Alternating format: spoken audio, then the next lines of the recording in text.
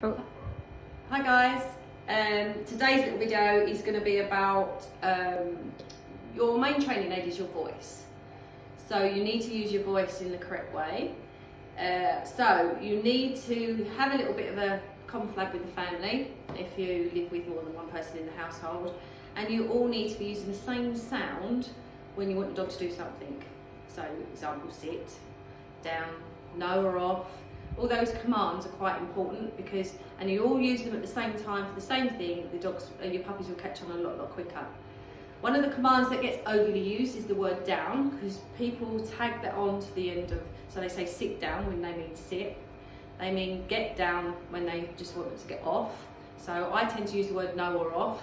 As if you watch their other videos, clearly I didn't say it enough to Arthur, because Arthur does actually jump up quite a lot.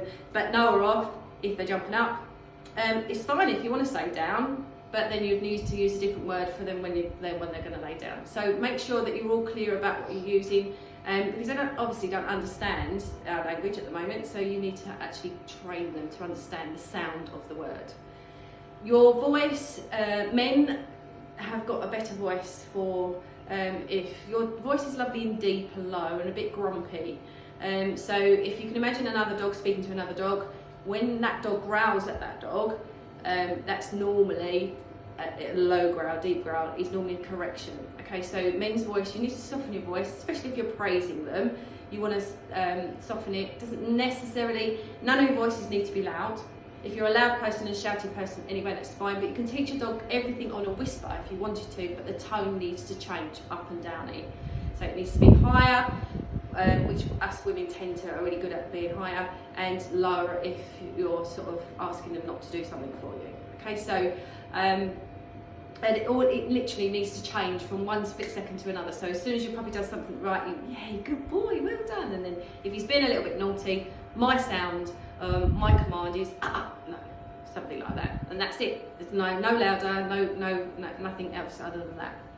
Other little thing that's worthwhile thinking about is, nowadays we've got so much information free on the internet and what have you, and you download bits and what have you. So I normally say you've got this big bar of information up here, and what's going to happen is you will hand pick what you like the sound of. So for example, you think, well, I like that bit of information, that's going to fit into our lifestyle with my puppy, I quite like that one as well. There isn't any hard and fast rules as such in training your dog. Every single dog's training will need to be slightly tweaked depending on what rules and regulations you have in your household, what people live in your house, also what your rules are going to be. So everybody, and also most importantly, your puppy's personality. Your dog's personality will need it tweaking depending on what type of dog and puppy you have. The last thing I just want to cover is that if you can imagine you've got this great big bowl of behaviour, great big bowl, and you've got a big line going down the middle, okay? If you can imagine this side's full up with good behaviour, this side, I'm not going to say it's wrong, it's an incorrect behaviour. It's not. Sometimes your puppies will do things that's incorrect and you want to try and fix it, okay? So they don't have grey areas. That's why I love them so much, is we do. We have the grey areas, we're more complicated, okay? They're either doing something correct or doing something incorrect. So rather than the waffling, the explanation is, so we can, if your dog gets spooked or frightened by something, then what tends to happen, if they were a child, we would actually try to reassure them and stuff like that.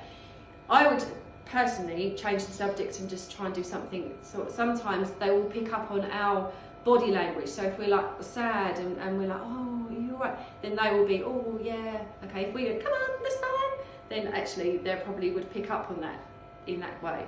So try not to think of them as like a child. Still can cuddle and kiss them and love them as much as we always do and stuff, but make sure that it's on your terms and that you are actually understanding what they need from you. They need from you that, come on, that big noise was nothing to worry about. Come on, let's just get on with it, okay? Don't try and actually nurture the big noise. Hopefully that made sense to you all.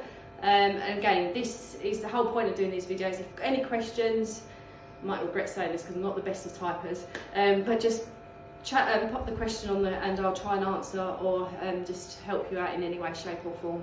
Okay, because these puppies, we want them to be socialised and well behaved, so it's an important part of their life. Right, I'm waffling now. See you later. Bye.